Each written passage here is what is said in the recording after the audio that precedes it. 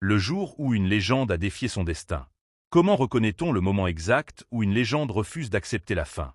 Comment sait-on qu'un joueur historique est prêt à tout risquer pour prouver qu'il peut encore tenir son rang? Au sein du Real Madrid, ce moment est arrivé après un match qui, sur le papier, semblait ordinaire. Une victoire contre Osasuna. 3 points. Rien d'exceptionnel.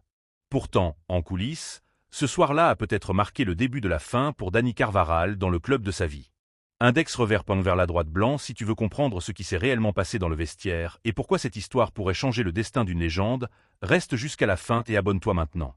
Un rapport qui fait trembler les murs de Valdebeba. Quelques jours avant le match, un document interne circule dans les bureaux du centre d'entraînement. Il est signé par Antonio Pintus, le préparateur physique réputé pour son exigence scientifique et son absence totale de complaisance. Le rapport est direct. Brutal. Sans émotion. Il affirme que Carvajal a perdu une partie significative de ses capacités physiques après ses blessures répétées au genou. Les données sont précises. Baisse de vitesse de réaction, diminution de l'explosivité, perte d'accélération sur les premiers mètres, difficulté à répéter les efforts à haute intensité pendant 90 minutes. Plus inquiétant encore, le rapport mentionne un risque élevé de rechute en cas de surcharge prolongée. Dans un club où chaque détail est analysé, ces conclusions ont le poids d'un verdict. Elles ne disent pas explicitement que la carrière est terminée, mais elles suggèrent qu'un rôle de titulaire indiscutable pourrait ne plus être compatible avec l'état physique actuel du joueur. Le refus d'accepter l'inévitable. Mais une légende ne lit pas un rapport comme un simple chiffre. Elle le ressent comme une remise en question de toute son identité. Carvajal n'est pas un joueur ordinaire. Il a grandi dans l'ombre du stade, il a remporté 5 Ligues des Champions, il a disputé des finales historiques. Son nom est associé à certaines des plus grandes soirées européennes du club. Lorsque la perspective d'un rôle secondaire se dessine, il refuse d'y croire. Il demande alors une réunion avec Florentino Pérez. La discussion est intense. Le latéral affirme qu'il se sent prêt, qu'il a besoin de jouer pour retrouver son rythme, que les statistiques ne reflètent pas toujours la réalité du terrain. Il rappelle son engagement, ses sacrifices, ses douleurs jouées sous infiltration, ses années de loyauté. Florentino echoed attentivement. Il connaît l'histoire du joueur, il l'a vu revenir d'Allemagne pour s'imposer comme titulaire indiscutable. Mais il a aussi le rapport médical devant lui. Il doit choisir entre la logique scientifique et le respect émotionnel d'une légende. Finalement, le président décide de lui accorder une opportunité. Une dernière preuve. Un test grandeur nature. Une décision qui dérange. L'entraîneur, Álvaro Arbeloa, est informé de la décision. Il hésitait.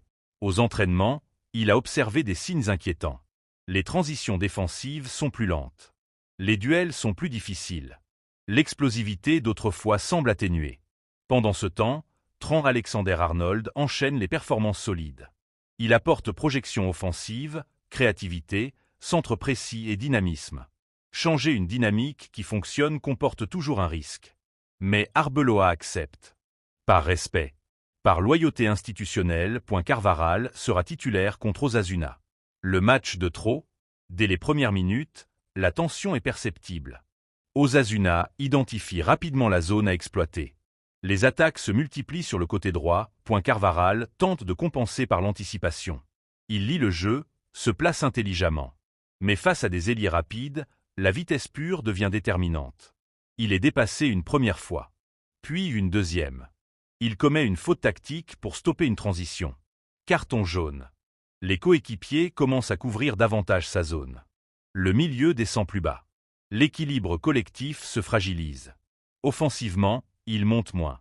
Quand il tente d'accélérer, il semble manquer cette étincelle qui faisait autrefois la différence. À la 65e minute, le panneau lumineux s'allume.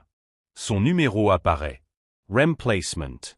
Il sort sans protester, mais son regard trahit une frustration immense. Il sait que la prestation n'a pas été convaincante. Si tu penses qu'aucun joueur, même légendaire, ne devrait être au-dessus du mérite sportif, partage cette analyse et donne ton avis. Une victoire au goût amer. Le Real Madrid remporte le match. Sur le plan comptable, rien à signaler. Mais dans les couloirs, l'ambiance est lourde. Les journalistes remarquent l'expression fermée d'Arbeloa en conférence de presse. Il explique le changement par des raisons tactiques, mais son regard laisse deviner une frustration plus profonde. Dans le vestiaire, la tension explose. L'affrontement. Arbeloa entré, visiblement contrarié. Il a contenu sa colère pendant 90 minutes. Il s'adresse directement à Carvaral. La question est simple, presque froide. Penses-tu vraiment que tu as été au niveau? Le silence dure quelques secondes.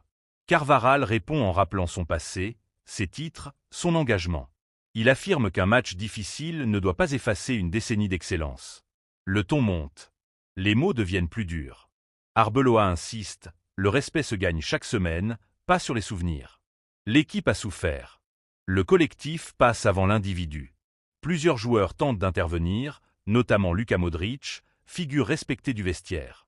Il appelle au calme, rappelle la dimension historique du latéral point, mais la fracture est visible. Arbeloa quitte la pièce brusquement. Carvaral reste debout quelques instants, puis s'assoit, le regard perdu. Le silence du retour. Dans le bus, personne ne parle. Habituellement, après une victoire, l'atmosphère est légère. Cette fois, elle est pesante. Arbeloa s'installe à l'avant, isolé. Carvaral choisit le fond du véhicule, écouteurs aux oreilles. Les regards s'évitent.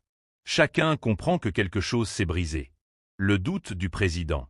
Informé des tensions, Florentino réalise que sa décision a déclenché une crise interne.